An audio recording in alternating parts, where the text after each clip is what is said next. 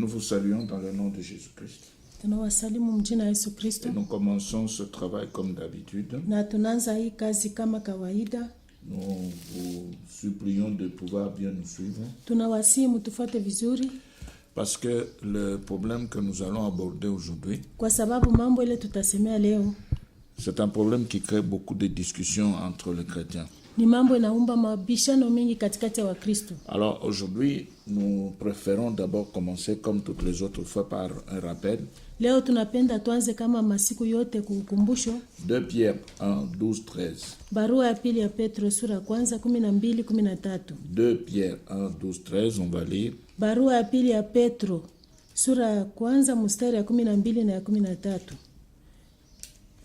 Kwa hivi nitakuwa tayari siku zote kuwakumbusha nini maneno haya, hata ikiwa mnajua na kusimamishwa katika kweli mlio nayo. Na ninaona ni haki wakati mimi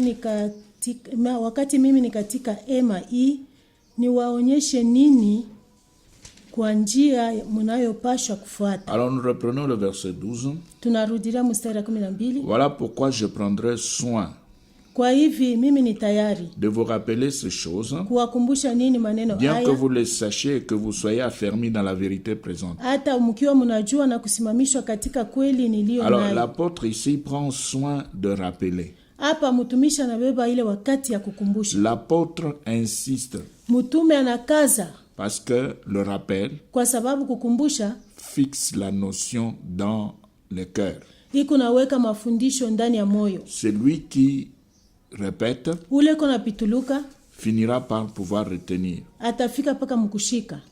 Voilà pourquoi nous commençons toujours par un rappel. Mwone jua nini tukunaanza paka na ukumbusho. C'est pour vous aider à pouvoir ne pas oublier. Ni jua kumisaidia mushisahau.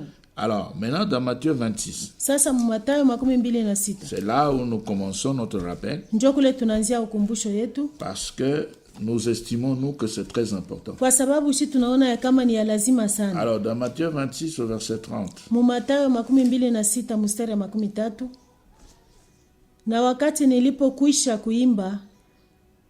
walipokwisha kuimba, wakatoka nje kwenda mlima wa Mzeituni. Voilà. Après avoir chanté les cantiques, wakati walipokwisha kuimba, ils se rendirent à la montagne des Oliviers. Wakatoka nje kwenda mlima wa Mzeituni. Ils ont chanté, ils ont fini de chanter, ils n'ont pas dansé. Waliimba, walimaliza kuimba, hawakucheza. Maintenant, ils avaient la possibilité de se déplacer pour aller à la montagne. Sasa walikuwa na bahati ya kutoka kwenda kumlima. Alors, ils n'étaient pas fatigués par la danse. Hawakuchoka na kucheza. Alors, vous n'avez pas à vous fatiguer aussi par la danse. Nini vile vile msichoke na kucheza. Et les apôtres ne pouvaient pas se fatiguer. Na mitume hawakuweza kuchoka. Parce qu'ils avaient pris seulement le temps de pouvoir chanter avec le Seigneur. Kwa sababu walichukua tu wakati ya kuimba pamoja na Bwana. Alors, ici, hapa les gens disent toujours que David avait dansé. Watu wanasemaka tu Daudi alicheza. Et comme David avait dansé, nous aussi nous devons danser. Na sawa vile Daudi alicheza, sisi tunapasha pia kucheza. Et on avait même dans la ville ici la danse de David. Na tulikuwa muji na kucheza kwa Daudi qui avait été lancée par les Makoma. Ile wa Makoma waliletaka. Mais nous connaissons la fin de ce groupe de Makoma. Tunajua mwisho ya kundi ya Makoma. Le problème n'est pas tellement là. Mambo haina kule. Mais nous voulons dire ceci. Lakini tunapenda kusema hivi. C'est vrai, David avait dansé. Ni kweli Daudi alicheza. Mais qui avait demandé à David de danser? Lakini nani aliomba Daudi kucheza? Personne ne lui avait demandé de faire cela, il l'avait fait de lui-même. Hakuna mtu alimuomba kucheza, alifanya kutoka kuroho yake. C'est pas Dieu qui lui avait demandé de danser, mais il avait dansé de lui-même. Aina Mungu aliomba Daudi kucheza, Daudi alicheza yeye mwenyewe. Et aujourd'hui encore, na leo tena, tous ceux-là qui dansent d'eux-mêmes et par eux-mêmes. Wale wote wako nacheza bo benyewe ya kutoka kuroho yabo. Et ils sont en train de se satisfaire, de se faire plaisir. Na beko najifurahisha bo benyewe. Dieu ne reçoit pas cela, il n'en a pas besoin. Mungu asihitaji kucheza kwao, asiangalie. Parce que s'il avait besoin de la danse, il pouvait simplement demander aux gens de pouvoir commencer à danser. Kwa sababu kama alihitaji kucheza, alitaka kuomba watu waanze kucheza. Mais comme il n'en a pas besoin, il n'a pas demandé aux gens. Asikuomba watu. Et ceux-là qui dansent, na wale wako nacheza, dansent pour eux-mêmes. Wako nacheza juu yao wenyewe. Parce qu'ils aiment la distraction. Kwa sababu wanapenda kulengamishwa. Alors aujourd'hui, nous avons aussi un autre phénomène bizarre. Leo tukutana na mambo ingine ya mshangao. Qui commence à étonner et qui se retrouve dans l'église. Inaanza kucheza kushangaisha na iko ndani ya kanisa. Ce sont les types de danses. Ni mfano ya kucheza. Il y a des danses dans des cultes dans les églises. Kuna kwa kucheza ndani ya maibada makanisa. Appelées danses liturgiques. Ile banaita mchezo ya mkanisa. C'est-à-dire qu'on est en train de chanter et devant il y a des majorettes qui dansent. Ni usema watu wako naimba kumbele kuko ba kucheza beko na cheza. Et on dit qu'on le fait pour Dieu. Banasema beko naifanizia Mungu. Il y a aussi à côté de cette danse liturgique. Kuna kwa pembeni ya hii kucheza ya makanisa. Il y a ce qu'on appelle la danse prophétique. Kuna kwa ile banaita se kucheza ya kinabii. Danse rattachée à la prophétie ou bien au geste d'un prophète. Kucheza inambatana na kutabiri au mfano ya kutenka ya mtabiri. Quand on dit danse prophétique, wakati wanasema kucheza ya kitabiri, ça veut dire que c'est une danse qui est liée à la prophétie. Ni usema ni kucheza inambatana na matabiri. Ou alors au geste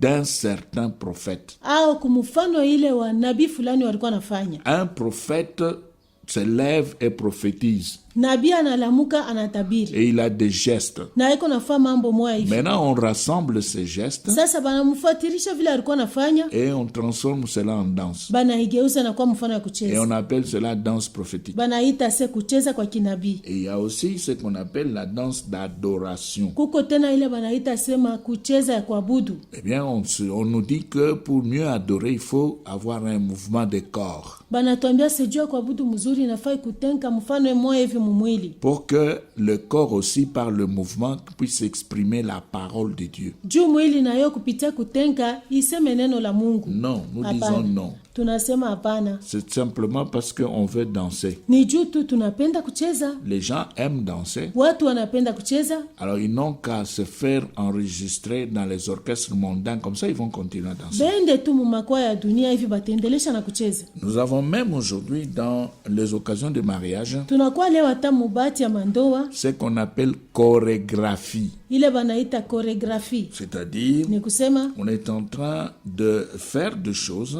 beko nafaa bitu pour pouvoir faire entrer le marié. Juu ya kusema hii mfano tu kunacheza ni ya kuingisha bale beko na on wana. est devant en train de danser et les mariés sont derrière en train de suivre. Batu beko kumbele beko na cheza bale beko na wana beko kumkongo beko nafuata. Et ça prend la forme d'un ballet, c'est-à-dire d'une pièce de théâtre. Inakuwa sa mchezo moyo hivi ya kufurahisha. Et on voit cela dans les églises avec des chants chrétiens. Na tunaona ile makanisa na mimbo ya Kikristo. Alors nous voulons simplement vous dire que ça n'a rien à voir avec les modèles des apôtres. Tunapenda tu kumiambia sema haina mambo na mfano ya mitume. Il faudra absolument rester dans le modèle apostolique. Inafaa hakika kubakia mfano ya kitume. Alors si nous prenons Juge, kama tunabeba Waamuzi, Juge chapitre 8. Waamuzi sura ya 8. Et là nous allons voir quelque chose de très important. Na kule tutaona kitu moja lazima sana. Juge 8. Waamuzi sura ya 8. Et on va lire le verset 18 et 19.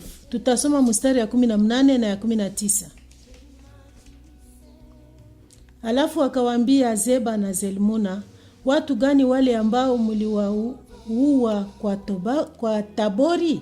Wakajibu, walikuwa kama wewe na kila mmoja kwa namna ya wana wa ufalme. Voilà, il dit à Zebak et à Zalmuna. Anasema kwa Zeba na Zalmuna, comment étaient les hommes que vous avez tués au Tabor? Wale watu mliua kwa Tabori walikuwa je?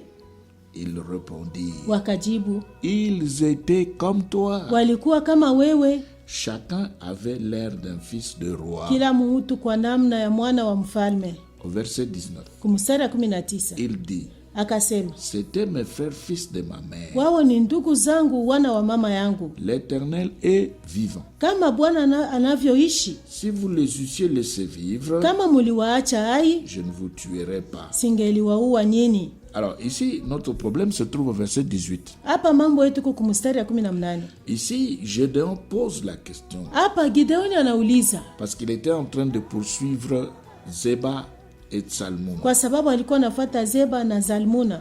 Maintenant, quand il va le retrouver, wakati atawapata, il va apprendre qu'ils avaient tué les gens au Tabor. atasikia kama waliua watu kule Tabori. Dans leur fuite, comme ils fouillaient devant Gédéon. Mukukimbia kwao vile walikuwa nakimbia mbele ya Gideoni. Alors quand ils sont arrivés au Tabor, ils ont croisé les gens qui voulaient les résister, ils les ont tués. Wakati walikuwa nakimbia walikutana na watu walipenda kushindana nao wakawaua. Alors maintenant Gédéon les juge. Sasa Gideoni anawasambisha. C'est avant de les tuer. Ni mbele ya kuwaua. Il pose la question. Anauliza. Alors décrivez-moi un peu les gens que vous avez tués au Tabor, comment étaient-ils? Munioneshe mbele wale watu muliua kwa Tabori walikuwa je? Alors maintenant, Zebak et Tsalmuna vont répondre. Zeba na Zalmuna watajibu.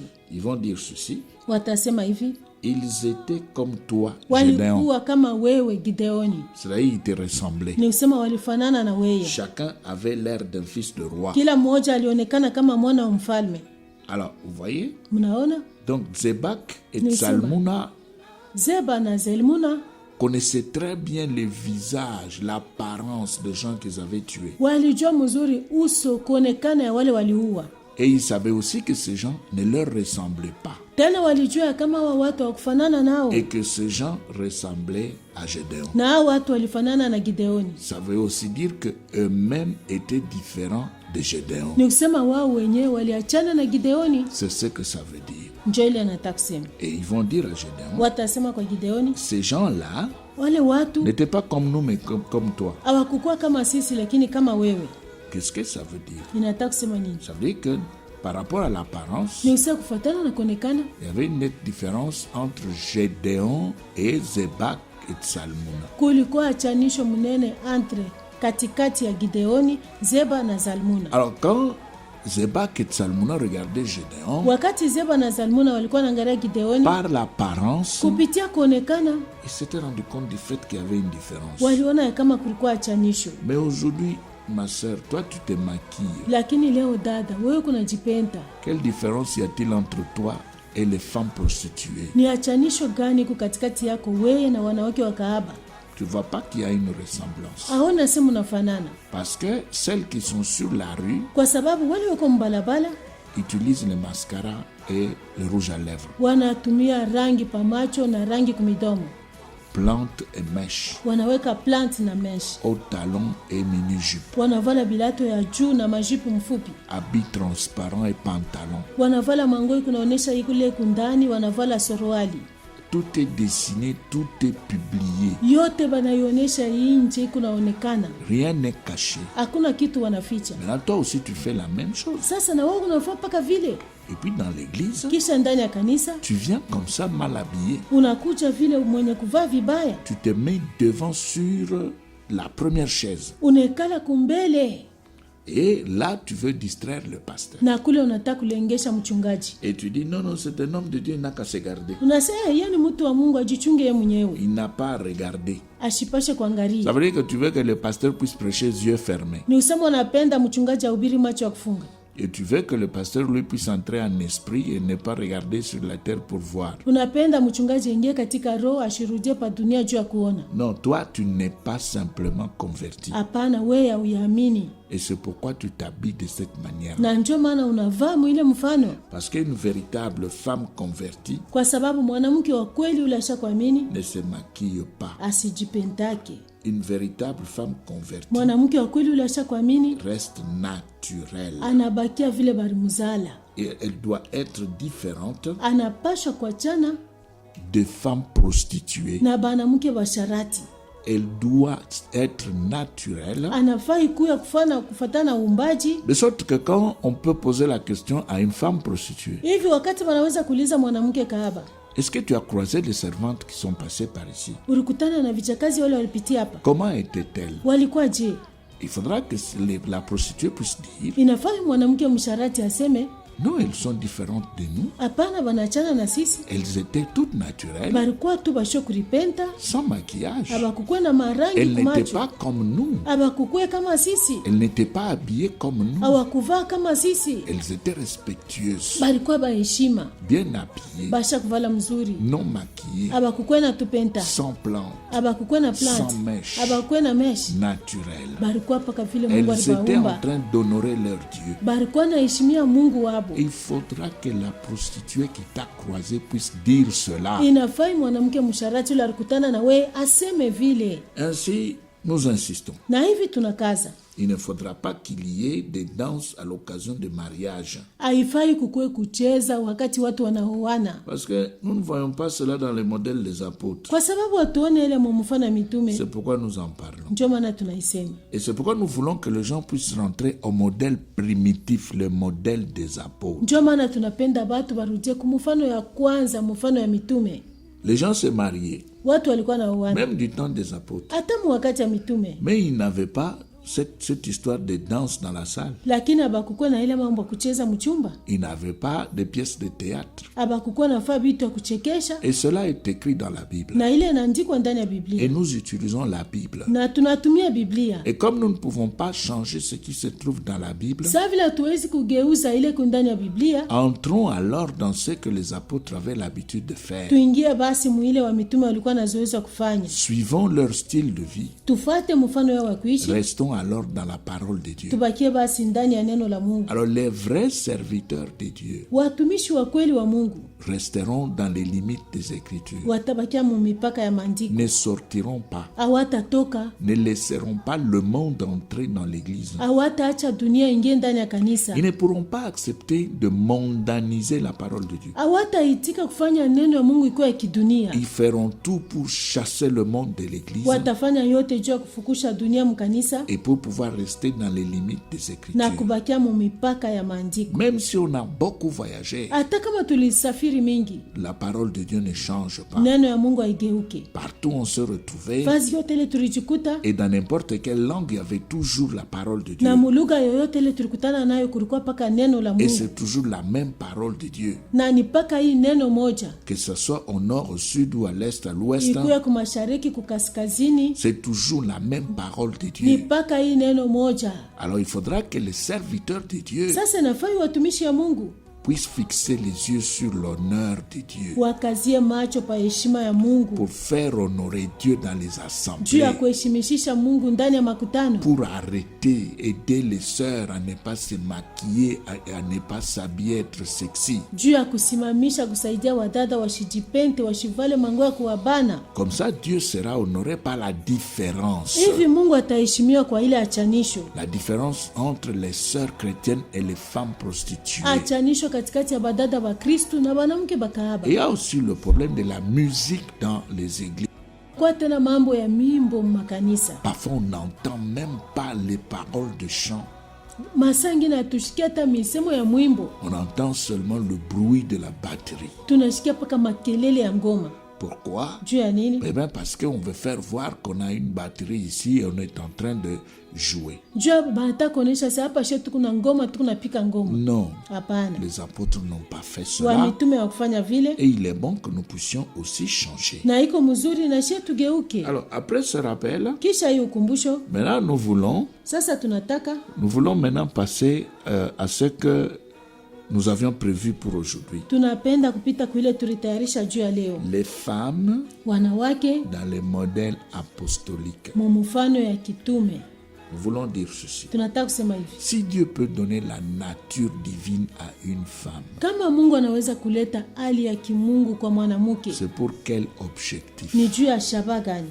Si Dieu accepte Kama Mungu anaitika que l'homme et la femme puissent avoir sa nature divine mwanaume na mwanamke bakwe na hali yake ya kimungu, et que l'homme et la femme puissent devenir des participants à la nature de Dieu. mwanamke na mwanaume bachukue sehemu ku hali ya Mungu. Mais c'est pourquoi? Ndio maana C'est pourquoi? C'est pour quel objectif? ni juu ya nini? Ni juu ya shabaha gani? Pourquoi est-ce que ma sœur, Juu ya nini dada? aujourd'hui toi aussi tu peux prier en langue? Leo naona weza kuomba mulugha. Pourquoi est-ce Juu qu'aujourd'hui ya nini leo tu te retrouves parmi les serviteurs de Dieu unajikuta katikati ya et watumishi wa on peut Mungu, même t'appeler servante? banaweza hata kukuita kijakazi? Alors la première réponse est celle-ci. Jibu ya kwanza ni hii: Dieu donne sa nature à une femme Mungu ako naleta hali yake kwa mwanamke pour que cette femme femme puisse rester juu huyu mwanamke abakie dans les limites de sa parole. mumipaka ya neno lake. Il ne donne pas la nature pour que la femme puisse dépasser les limites de la parole de Dieu Asilete hali yake juu mwanamke atambuke mipaka ya neno la Mungu et se retrouver dans ce que Dieu n'avait pas na prévu. kujikuta mwile Mungu ashikutayarishe. C'est pourquoi Ndio maana nous voulons maintenant voir les limites de la parole de Dieu dans les modèles apostoliques. tunapenda sasa kuona mipaka ya mwanamke mfano ya kitume. Elle a reçu la nature de Dieu. Alipokea hali ya Mungu. Pourquoi faire? Juu ya kufanya hayo Qu'est-ce nini? qu'elle doit faire? Anapaswa kufanya Il nini? y en a qui pensent Kuku wale wanazania que parce que la femme kwa sababu mwanamke a déjà reçu la nature divine, anaweza kupokea hali ya kimungu, donc elle peut tout faire anaweza kufanya biote jusqu'à devenir même pasteur. hata kuya mchungaji. Pourquoi? Juu ya nini? Parce que dans Galates Kwa 3, sababu Mwagalatia sura 3 nous lisons ce verset, tunasoma hii shairi. Galates 3, Wagalatia sura ya 3 les versets 27 et 28. mstari ya 27 na 28. À partir de ces deux versets, Kwanzia hapa hii mashairi mbili, bon, il y en a qui estiment que kuku wale wanazania kama la femme peut tout faire. mwanamke anaweza kufanya vyote. Lisons d'abord Tusome kwanza Galates 3, Wagalatia sura 3 versets 27 et 28. mstari ya 27 na 28. Verset 27. Mstari ya 27. Vous tous qui avez été baptisés en Christ, vous avez revêtu Christ. Maana nini wote mliobatizwa na kuingizwa katika Kristo mumevaa Kristo. Alors, vous tous qui avez été baptisés, Nini wote mliobatizwa vous avez revêtu Christ. mumevaa Kristo. Ça veut dire que vous avez été baptisés dans l'esprit, Ni usema mulibatizwa ndani ya roho, baptisés en Christ. mulibatizwa En Christ. katika Kristo. Et Christ, Na Kristo, allons dans 1 Corinthiens twende mu Wakorinto wa kwanza 15, 15, vous allez voir le verset 45. mutaona mstari ya 45. 1 Corinthiens 15 Wakorinto wa kwanza 15 et le verset 45. mstari ya 45. Qu'est-ce qui est dit? Banasema On nini? nous dit ceci. Banasema hivi: C'est pourquoi il est écrit, hivi ilivyoandikwa, le premier homme Adam mtu wa kwanza Adamu devint une âme vivante. alikuwa nafsi ya uhai. Le dernier Adam Adamu wa mwisho est devenu un esprit vivifiant. alikuwa roho yenye kupatiza uhai. Donc vous voyez que le premier homme Adam, Mnaona sema mtu wa kwanza Adamu qui était devenu une âme vivante, ule alikuwa nafsi ya uhai, avait une femme et cette femme c'était Ève. alikuwa na bibi na ule bibi jina yake alikuwa Hawa. Le dernier Adam, Adamu wa mwisho qui est devenu un esprit ule vivifiant, anakuwa roho ile kunapatiza uhai, a aussi une épouse. na yeye kuna bibi, C'est l'église. ni kanisa. Voilà. Donc le premier Adam Ni usema Adamu wa kwanza avait une femme, c'est Ève. alikuwa na bibi ni Hawa, Et le dernier Adam na Adamu wa a mwisho aussi une femme, c'est l'église. na yeye kuna bibi ni kanisa. Voilà. Maintenant, c'est Ça, un esprit, c'est un esprit. Ni roho, ni roho. Le dernier Adam, Adamu wa mwisho Christ Jésus, Kristo Yesu est un esprit. eko roho. Maintenant, nous rentrons dans Galates 3, Sasa tunarudia mu Galatia sura le 3 verset 27. mstari ya 27. On nous dit ceci. Banatuambia Vous hivi: tous qui avez été baptisés en Christ, nini wote mliobatizwa katika Kristo. si nous enlevons Christ Kama là, tunatosha Kristo nous hapa, pouvons mettre esprit vivifiant. tunaweza kuweka roho ule anapatiza Vous uhai. tous qui avez été baptisés dans l'esprit vivifiant, Nini wote mliobatizwa katika roho anayeleta uhai, vous avez revêtu l'esprit vivifiant. mulipokea roho ya uhai, Vous avez revêtu l'esprit vivifiant. mumevaa roho ya uhai. Voilà. Vous voyez? C'est le verset 27. Ni mstari wa 27. Nous reprenons Tunarudia hapa calmement pour que vous puissiez encore comprendre. pole pole juu msikie tena. Dans 1 Corinthiens 15, 45, Wakorinto wa kwanza 15:45 on nous dit que Christ est un esprit vivifiant. banatuambia sema Kristo ni roho ile kunapatiza uhai.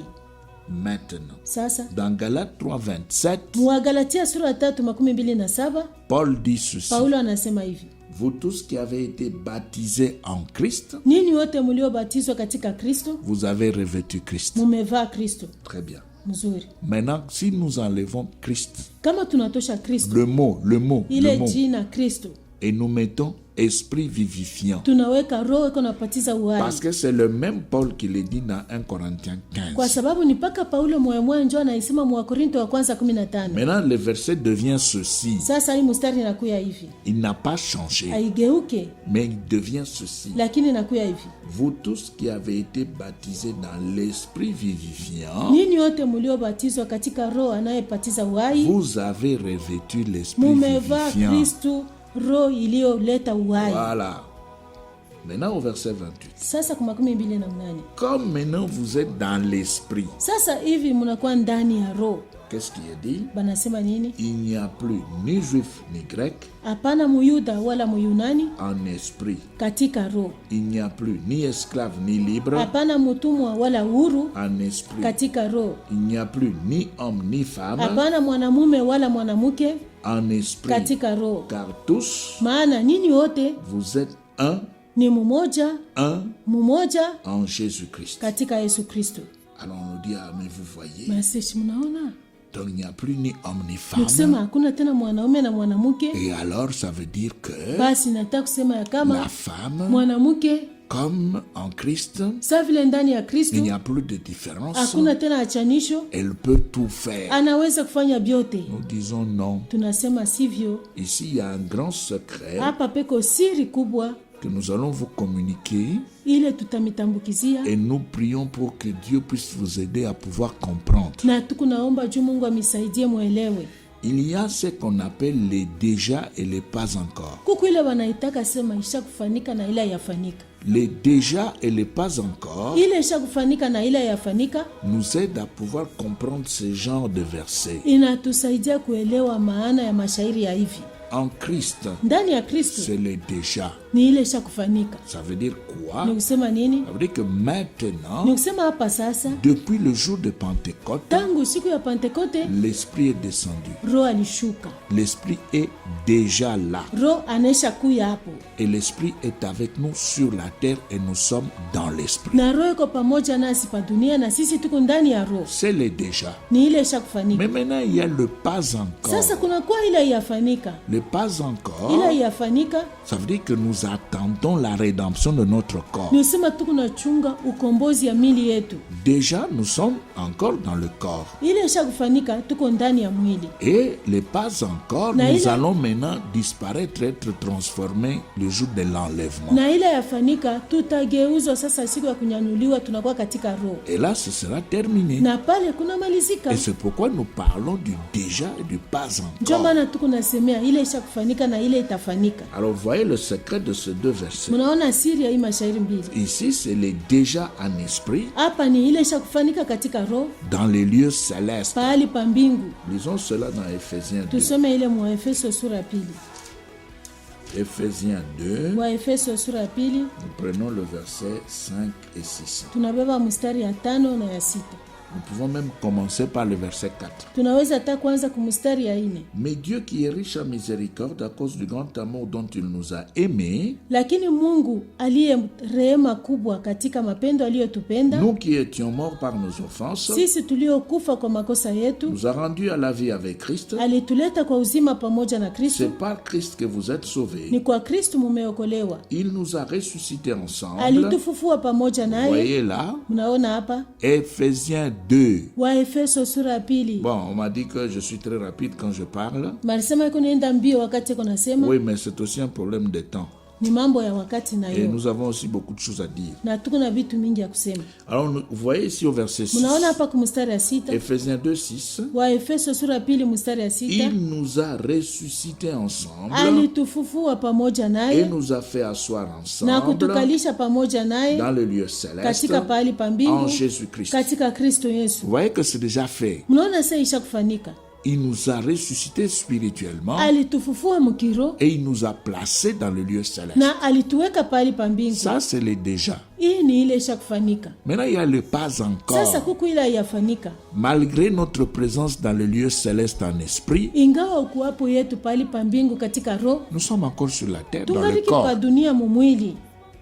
C'est pourquoi, Ndio maana toi, pasteur, wewe mchungaji tu es un homme en esprit et sur la terre. uko mwanaume katika roho pa dunia. tu es en esprit, mais en même temps, tu es sur la terre. Huku katika roho mpaka ile wakati tena huku pa dunia. Et toi aussi, ma sœur, c'est la même chose. Na wewe dada ni vile vile. Tu es en esprit, Huku katika roho, mais en même temps sur la terre. lakini mpaka ile saa moja huku pa dunia. Maintenant, comment est-ce que ça va se passer? Vitafanyika je?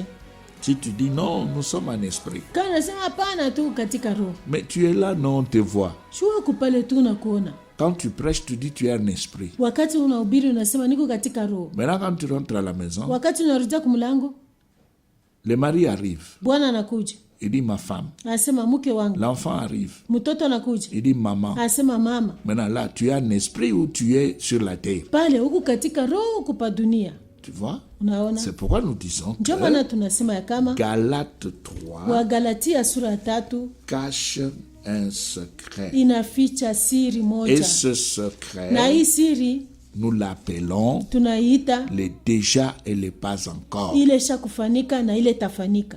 Voilà ce que nous disons. Nimeona ile tunasema. Alors maintenant, si nous rentrons dans Galates 3 Kama tunarudia mu Galatia sura 3, et nous lisons le verset 28. tunasoma mstari wa 28. Il n'y a plus ni juif ni grec, il n'y a plus ni esclave ni libre, il n'y a plus ni homme ni femme, car tous vous êtes un en Jésus-Christ. Hapana Muyuda wala Muyunani, hapana mtumwa wala huru, hapana mwanamume wala mwanamke, maana nini wote ni mmoja katika Kristo Maintenant, vous Yesu. voyez dans ce verset, Mnaona ndani ya hii shairi. la dernière phrase dit, Kumwisho kule wanasema car vous êtes tous un. kwa maana nini wote ni mmoja. Un, Mmoja, l'unité. umoja. Un en Jésus-Christ. Mmoja katika Yesu Kristo. Vous voyez? Mnaona? C'est par rapport au salut. Ni kufuatana na wokovu. Ça n'a rien à voir avec la présentation sur la terre. Haina mambo na kuonekana pa dunia. Ça n'a rien à voir avec les corps. Haina mambo na mwili. C'est en Christ. Ni katika Kristo. C'est en esprit. Ni katika roho. C'est l'unité Ni spirituelle umoja ya kiroho. par rapport à la source du salut. Kufuatana na chemchemu ya wokovu. Ça n'a rien à voir Haina mambo avec la disparition du sexe sur la terre. na kupotea kusema huyu ni mwanaume au mwanamke pa dunia. Pourquoi nous disons cela? Juu ya nini tunasema ile? Rentrons dans Actes des Apôtres, Turudie matendo ya mitume au chapitre 2. kusura yake ya pili. Actes des Apôtres, chapitre 2. Matendo ya mitume sura ya pili. Alors, ici, Hapa nous prenons le verset 17. tunabeba mstari ya 17. Actes des Apôtres 2, 17. Matendo ya mitume sura ya pili mstari ya 17. Dans les derniers jours, dit Dieu, je Ita- répandrai de mon esprit sur toute chair. Vos fils et vos filles prophétiseront, vos jeunes gens auront des visions, et vos vieillards auront des songes. Itakuwa katika siku za mwisho, Mungu anasema, nitamwanga roho yangu mtakatifu juu ya watu wote, na wana wenu na binti zenu watatabiri, na vijana vyenu wataona maonyo, na wazee wenu wataota ndoto. Vous voyez ici, il y a une séparation entre fils et filles. Mnaona hapa wanaachanisha mwana na binti. Pourquoi est-ce qu'on dit fils et filles? Juu ya nini wanasema mwana na binti? C'est par rapport au sexe. Ni kufatana na mwili. C'est-à-dire qu'il y a un homme, il y a une femme. Ni kusema kuku mwanaume ku mwanamke. Pourquoi? Juu ya nini? Parce que c'est toujours les déjà et les pas encore. Kwa sababu ni paka ile isha kufanika na ile yafanika. Les déjà, c'est en esprit. Ile isha kufanika ni katika roho. Maintenant, nous attendons la consommation de toutes choses, la rédemption. Sasa tuko na chunga kumalizika ya vitu vyote, Verset ukombozi. 18. Mstari ya 18. Oui, sur mes serviteurs et sur mes servantes. Vous voyez? Mnaona? Na katika siku zile nitamwanga roho wangu juu ya watumishi wangu na wanaume na wanawake. Voilà, mes serviteurs et mes servantes. Watumishi wangu wanaume na wanawake. Donc Dieu reconnaît le fait que nous sommes dans les déjà, Mungu anatambua kama tuko mwile isha kufanika, mais il y a aussi les pas encore qui nous attendent. lakini kuku tena ile yafanika iko natuchunga. Mais maintenant, la femme qui est dans les déjà, Sasa mwanamke yule kwa mwile isha kufanika, il y a des choses qu'elle ne peut pas faire. kuku vitu bila shipasho kufanya. Elle ne peut pas occuper les fonctions des commandements dans l'église. Ashuwezi kufanya makazi ya kuamuru mkanisa. Les fonctions qui pourront l'aider à prendre autorité sur l'homme. Makazi ile tamuruhusu atawale mwanaume. Non. Hapana. Dans les déjà, Mwile isha kufanika, elle ne doit pas faire cela. ashipashe kufanya ile. C'est pourquoi Paul dit, Ndio maana Paulo et anasema. ça c'est un verset que tout le monde connaît, Na hii ni shairi watu wote wanajua. je ne permet pas à la femme d'enseigner ni de prendre de l'autorité sur l'homme. Simuruhusu mwanamke kufundisha wala kutawala mwanaume. C'est pourquoi dans les déjà nous insistons. Ndio maana mwile ishakufanyika tunachukua tena kistari pale. Là, on reste dans les limites de la parole. Pale tunabakia mumipaka ya neno. C'est vrai, on est dans les déjà. Ni kweli tuko mwile C'est ishakufanyika. vrai que tous on est en esprit. Ni usema sisi wote tuko katika roho. Mais en attendant la disparition de nos corps, nous sommes encore là, différents sur la terre. Lakini mkuchunga kupotea mili yetu hapa pa dunia tunachana. Et alors là, maintenant, le Seigneur demande à la femme, Sasa pale Bwana anaomba mwanamke dans Éphésiens, mwa Efeso. écoutez ce qui est demandé à la femme. Musikie Éphésiens 5. ile banaomba mwanamke mwa sura 5. Et vous allez comprendre qu'on est dans les pas encore. Na mtaelewa ya kama tuko muila yafanika. Éphésiens 5. Wa Efeso sura 5. Et là, nous prenons le verset 22. Na kule tunabeba mstari ya 22 Et on va aller jusqu'à 27. na tutafika ku 27. Écoutez ce qui est dit. Musikie ile banasema, Femmes, wanawake soyez soumises à vos maris comme au Seigneur. mutii waume wenu kama kwa Bwana. Mais maintenant, si vous êtes dans l'unité en esprit, Sasa kama muko mumoja katika roho, vous êtes un en muko Jésus-Christ. mumoja katika Yesu Kristo, Maintenant, qui devra se soumettre à l'autre? nani atajinyenyekeza kwa mwingine? Parce que tous nous sommes égaux en Christ. Kwa sababu sisi wote tuko pamoja katika Kristo. Personne. Hakuna mtu. Parce que tous nous devons nous soumettre à Christ qui est la tête. Juu sisi wote tunafai kutii kujinyenyekeza kwa Kristo ule kwa kichwa. Mais maintenant, comme nous ne sommes pas encore là, Sasa saa vile hatuyafika kule, c'est pourquoi on demande à la femme de se soumettre. ndio maana banaomba mwanamke atii. 23. 23. Car le mari est le chef de la femme comme Christ est le chef de l'Église qui est son corps dont il est le sauveur. Kwa maana mume ni kichwa cha mke kama Kristo vile vile ni kichwa cha kanisa naye ni mwokozi wa mwili. Alors maintenant, si toi et moi, ma sœur, Sasa kama wewe na mie dada, nous sommes tous en Christ, tuko sisi wote katika nous sommes Kristo, dans l'unité. tuko ndani ya umoja, Maintenant, qui va commander nani ataamuru? et qui va se soumettre? Nani Qui atajinyenyekeza? est le chef de l'autre? Ni nani kwa kichwa cha mwingine? Ça sera compliqué parce que Itakuwa tous nguvu. nous sommes un en Jésus-Christ. Kwa sababu sisi wote ni umoja katika Yesu Mais Kristo. maintenant, si l'apôtre Paul Sasa kama mtume Paulo revient sur cette recommandation, anarudia pa hii agizo, mais c'est parce qu'on est dans les déjà et pas dans les pas encore. ni juu tuko muile isha kufanika, atuyaingia muila yafanika. Voilà, c'est pourquoi il dit, Ndio maana anasema en attendant la consommation de toutes choses, mukuchunga kumalizika vyote, eh bien, vous devez suivre cet ordre. mnafai kufuata hii amri 24. 24. Or, de même que l'Église est soumise à Christ, les femmes aussi doivent l'être à leur mari en toutes choses. Lakini kama vile kanisa inavyotii Kristo, hivi vile vile wanawake watii waume wao katika Alors, kila maintenant, on kitu. demande au mari au verset 25. Sasa kumstari 25 wanaomba wanaume, Marie, aimez vos femmes, waume pendeni wake comme wenu Christ a aimé l'Église, kama vile Kristo alivyopenda et s'est kanisa livré lui-même pour elle. na kujitoa mwenyewe kwa ajili yake. Voilà.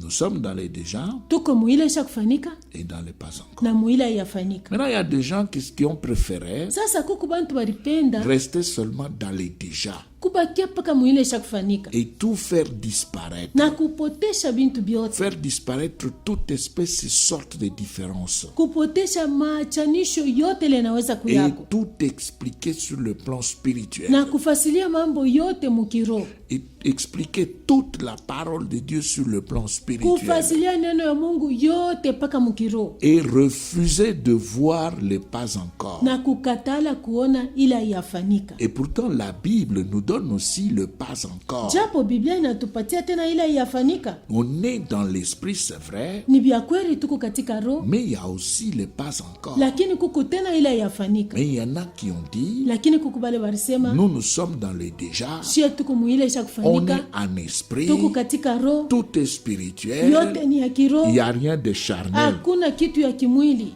Alors maintenant, Basi ça sasa veut dire qu'ils ont annulé le deuxième volet, le pas encore. ni usema banaondosha hii kipande ya pili bila biafanika. Alors à ce moment-là, Na mwile wakati si nous prenons cet ordre donné par l'apôtre Paul, kama tunabeba tu hii amri mtume Paulo analeta dans les déjà, mwile isha kufanika, ça ne va plus exister. haitakuya C'est-à-dire, ni kusema dans leur milieu, mufazi yao physiquement, mukimwili ces gens-là bale batu ne peuvent même pas donner des ordres à leurs épouses dans leur hawawezi maison. hata kuleta amri kubabibi yabo manyumba yabo, Parce que pour eux, kwa sababu juu yabo, selon leur explication, kufatana na kufasilia kwao, la femme, mwanamke c'est pas la femme physique. aina mwanamke wa mwili. La femme, Mwanamke c'est la personne qui ne connaît rien, qui vient pour apprendre. ni mutu ule ashijue kitu anakuwa kufunda, Et cet homme, cette personne qui vient, qui ne connaît rien, na huyu mtu anakuja ashijue kitu, peut être une femme physique ou un homme physique. anaweza kuwa mkimwili mwanaume au Vous mwanamke. voyez, il se limite au niveau du déjà. Mnaona seba anashimamia paka pabile bisha kufanika. Mais ça crée des complications Sasa inaleta mvuruko parce que kwa sababu dans leur propre maison, muma nyumba yabo bo ils benyewe sont mariés. beko na babibi. Et quand on pose la question, Wakati wanauliza où est l'épouse? bibi yako wapi, Voici ma femme, bibi yangu yeye, voici mon mari, bwanangu yeye, voici mes enfants. batoto yangu bo wapi. Mais là, vous les présentez comme un esprit ou dans la Bali chair. muna baonesha katika roho, katika mwili, Parce que vous vous dites qu'il n'y a que les déjà. kwa sababu mwe mnasema paka ile isha kufanikaka Et njoo mais iko maintenant, restons en esprit. basi tubakiane katika Quand on roho. pose la question en esprit, Wakati wanauliza montrez mgeni, la femme, muoneshe bibi, montrez les enfants. muoneshe batoto, Ne nous montrez plus rien sur la terre. musituoneshe tena kitu pa dunia. C'est là le problème. Njo mambo, C'est pourquoi nous disons njo maana tunasema Galates 3, 27, 28 cache un secret. Wagalatia sura ya 3:27 28 inaficha siri moja, C'est le déjà et le pas encore. ni ile isha kufanika na ile haiyafanika. Alors maintenant, on a donné l'ordre. Sasa barileta amri, Maintenant, qu'est-ce que la femme peut faire sur la terre? mwanamke anaweza kufanya nini pa dunia? La femme Mwanamke peut anaweza prophétiser. kutabiri, La femme peut évangéliser. mwanamke anaweza kuhubiri habari njema. Allons dans Tite. Twende Mtito. Tite, nous prenons le chapitre 2. Tito sura ya 2, Et on va voir tutaona ce que on peut faire dans la chair. ile tunaweza kufanya katika mwili. Alors, nous prenons le verset 1. Tunabeba mstari ya kwanza, On va descendre jusqu'à 5. tutafika paka kutano. Pour toi, dis les choses qui sont conformes à la saine doctrine. Lakini wewe sema maneno yanayofaa mafundisho ya kweli. Saine doctrine. Mafundisho ya kweli, Le modèle des apôtres. mfano ya mitume, Parce que l'Église repose sur l'enseignement des apôtres et des prophètes. kwa sababu kanisa inaikaria pa mafundisho ya mitume na wanabii, Et Jésus-Christ na lui-même Yesu Kristo mwenyewe est dans la pierre angulaire. akiwa jiwe kubwa la pembeni. Alors personne ne peut changer cet enseignement. Basi hakuna mtu anaweza kugeuza hii mafundisho. Maintenant, Paul dit ceci à Tite, Sasa Paulo anasema hivi kwa Tito, au verset 2. mstari ya 2, Il dit que les vieillards doivent être sobres, honnêtes, modérés, saints dans la foi, dans la charité, dans la patience. sema ya kama wanaume wazee wenye wakuwe na kiasi, wenye upole, wenye akili, wazima katika imani, katika mapendo na katika uvumilivu. Maintenant, regardez le travail de la femme. Sasa muone kazi ya mwanamke Dans les déjà, mubile bisha kufanika. verset 3, Mstari ya 3, Paul dit ceci. Paulo anasema hivi, Il le dit à Tite. anamwambia Tito, Il dit, enseigne cela. asema fundisha ile, Montre cela aux femmes. onyesha ile kwa wanawake. Dit que les femmes âgées Sema ya kama wanawake wazee doivent aussi avoir l'extérieur qui convient à la sainteté. vivyo hivyo wawe na upendeleo wa Vous utakatifu. voyez ici l'extérieur Munaona kuonekana kwa qui nje convient à la sainteté. inayofaa kwa utakatifu. Le maquillage. Tupenda Est-ce que le maquillage convient à la sainteté? tupenda, tunaeneana na utakatifu. Rouge à lèvres, est-ce que ça convient à la Kuweka rouge sainteté? kumilomo inapatana na utakatifu. Les hauts talons, Bilato les birefu, mini-jupes, majipu mfupi, mèches kuweka mesh plantes. na maplante Est-ce que ça convient à la sainteté? inapatana na utakatifu? Non. Hapana. C'est pourquoi nous sommes contre ces Ndio histoires. maana tunakatala bile vitu. N'être ni médisante ni à donner au vin, Wasio wenye kujifurahisha wala kujitoa kwa qu'elles vinyo, doivent donner des bonnes instructions lakini walete mafundisho mzuri. dans le but d'apprendre, le verset 4, Mstari ya 4 wanasema ili wafundishe aux jeunes femmes wanawake vijana à aimer leur mari kupenda waume wao et leurs enfants. na kupenda watoto wao. Ouais, les femmes âgées Naona wanawake wazee dans les églises ndani ya makanisa doivent regrouper les femmes, les jeunes femmes, wanapaswa kukusanya wanawake vijana pour montrer à ces jeunes femmes juu ya kuonesha wanawake vijana comment on peut aimer son mari et ses enfants. mfano gani wanaweza kupenda wa bwana yao na watoto yao, mais pas devenir pasteur. lakini hapana kuwa mchungaji. Aujourd'hui, les femmes veulent toujours être appelées pasteur, bishop, évêque, Leo, évêquette. wanawake wanapenda wawaite tu mchungaji, eveke, evekete, Non. askofu. C'est anti-biblique. Aina ya kibiblia. Partout où vous voyez une femme Vazi yote ile mnaona mwanamke en train de porter ce titre-là, eko na ile cheu, c'est-à-dire que c'est une femme qui a rejeté le modèle ni apostolique. useni mwanamke anakatala mfano ya watume. Alors, comme il a rejeté le modèle apostolique, Sasa vile anakatala mfano ya watume, ça veut dire qu'elle se retrouve dans son modèle. ni usema eko ndani ya mfano yake Et yeye, là, comme elle est dans son modèle, na vile eko ndani ya mfano eh yake, bien, Dieu ne peut pas s'approcher d'elle. Mungu ashiwezi kumkaribia Même si elle croit avoir Dieu. hata kama anazania kuwa na Mungu. 1 Timothée 2, Timotheo wa kwanza sura ya pili, et nous lisons le verset connu. tunasoma mstari ile tunajua, Connu et chanté partout. ile tunajua na kuimba fazi yote.